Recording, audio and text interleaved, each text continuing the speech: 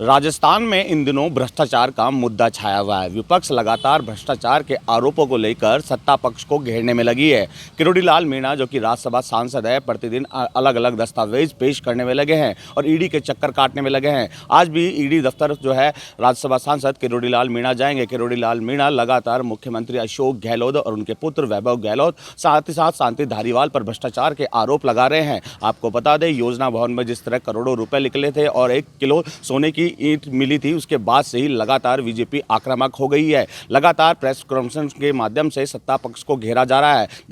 विधानसभा चुनाव पास में है, ऐसे में कहीं ना कहीं भ्रष्टाचार का मुद्दा सरकार के लिए एक टेढ़ी खीर बनता हुआ नजर आ रहा है। हालांकि सरकार इस भ्रष्टाचार के मामले पर लगातार विपक्ष आरोप लगाने में लगी है। कांग्रेस का कहना है कि बीजेपी के पास कोई मुद्दा नहीं है। चुनावी साल देखते हुए लगातार इस भ्रष्टाचार के मुद्दे को भुनाने की कोशिश करने में लगी है। दरअसल भ्रष्टाचार हुआ ही नहीं है, ऐसी बात कांग्रेस की ओर से कही जा रही है। लेकिन बीजेपी के अलग अलग पदाधिकारी कहें, नेता कहें, अलग अलग जिलों में जाकर प्रदर्शन करने में लगे हैं और जनता का ध्यान आकर्षित करने की कोशिश की जा रही है। क्योंकि जिस तरह प्रधानमंत्री नरेंद्र मोदी राजस्थान के दौरे पर आए थे, उन्होंने भी कांग्रेस सरकार पर आरोप लगाए थे कि 70 साल कांग्रेस सरकार ने जनता को लूटने का काम किया और विकास की गंगा तो केवल केंद्र सरकार यानी कि बीजेपी बहाने में लगी है और जनता को इसका फायदा भी मिल रहा है। सीधे खातों में पैसे जा रहे हैं, किसानों का कर्ज माफ किया है। लेकिन वहीं अगर बात करें कांग्रेस का कहना है केंद्र सरकार चुनाव को देखते हुए राजस्थान में दस्तक देने में लगी है। लेकिन राजस्थान में केंद्र नेतृत्व कितना भी आ जाए, जो है सरकार की योजना का फायदा आम जनता को मिल रहा है, हम वापस सत्ता को में रिपीट करेंगे।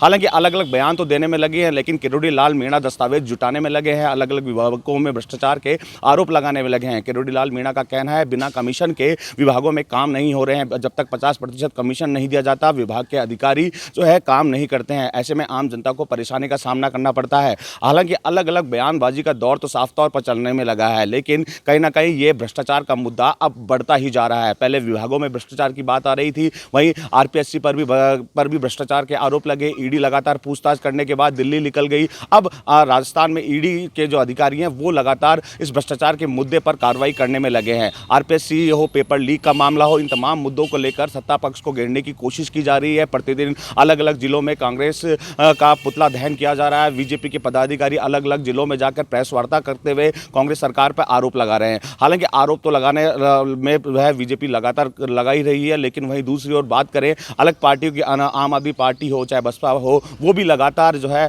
कांग्रेस को घेरने में लगी है। क्योंकि राजस्थान में 5 साल कांग्रेस, 5 साल बीजेपी जो है सत्ता में रहती है, लेकिन विधानसभा चुनाव जैसे पास आते जा रहे हैं, अन्य पार्टियां भी पूरी तरह से सक्रिय हो गई है। बहरहाल अन्य पार्टियां भी सक्रिय हो गई है, लेकिन कांग्रेस के लिए कहीं ना कहीं टेढ़ी खीर बनता जा रहा है ये भ्रष्टाचार का मुद्दा। अब देखने वाली बात होगी जो राज्यसभा सांसद है वो किस तरह के तथ्य पेश करते हैं। बसंत पांडे, TV9 जयपुर।